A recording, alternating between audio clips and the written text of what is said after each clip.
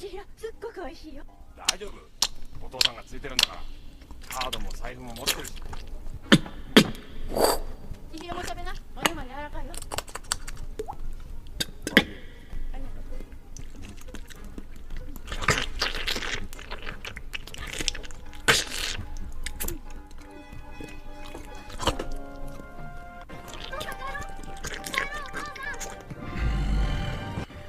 う。おい、卵6個ちょうだい。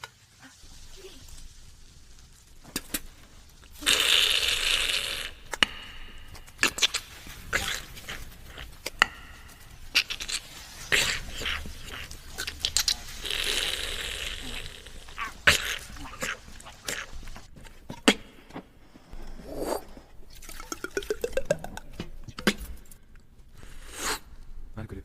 はい。ソフィーさん。ありがとう。久しぶりですね。ちゃんとした朝ごはんなんて。教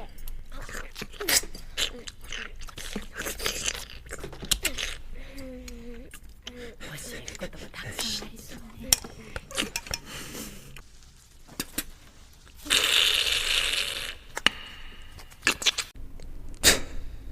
Really? Listen.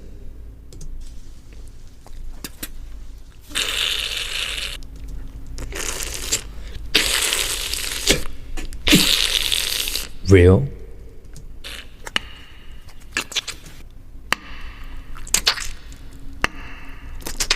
Real?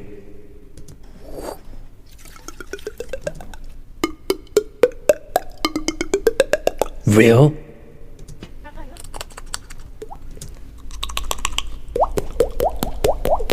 Real?